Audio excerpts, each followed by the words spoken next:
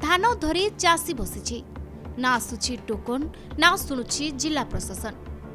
Farmer ID block हेतु नानादी असुविधा भोगिबाकु पड़ुछि। एभली एक घटना देखिबाकु मिलिछि भद्रक ब्लॉक गेलटुआ पंचायत बगमरा ग्राम रे।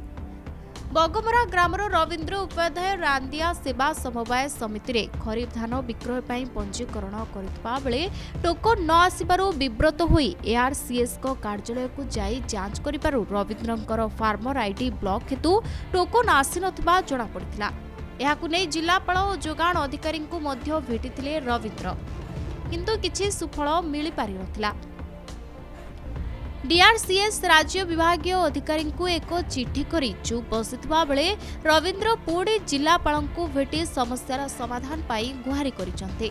अनेपटे धान वर्षा खाई गजा हेबाकु बसिलाणी। आईडी ब्लॉक समस्या जिला प्रशासन रो होइथिबा बेले जिला प्रशासन रवींद्रଙ୍କ धान संग्रह पाई कोनोसी पदक्षेप ग्रहण करुनथिबारु चिंतारे रवींद्र तुरंत समस्यार समाधान करबाकू जिलापाल को निवेदन करिसंती रवींद्र।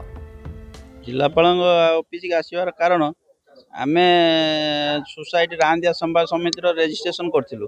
फार्मर कोड भी आमे पाइजु, किंतु जेतला टोकन आसिला नाही बारंबार आमे समवाय समिति पहुँचले मध्य सेमाने कहले आमे किछि करि परिबुनी, आपण डीआरसीएस ऑफिस की जानतु।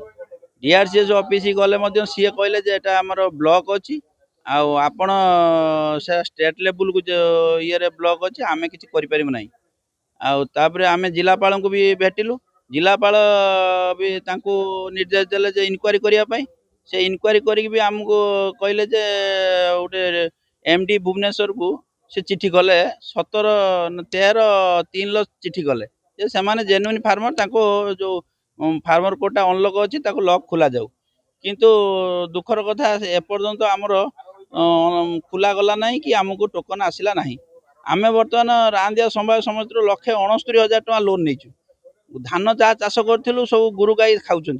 आमे लोन केमिति सुझिमु बा आमर जो धान मेघ पानी पवन होउची आमे केमिति काहाकू बिकिमु।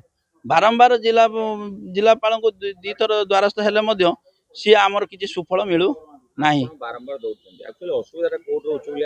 असुविधा सी कहउचंदी एआर कहउचंदी डीआर को पचार, डीआर कहउचंदी स्टेट लेवल बंद अछि।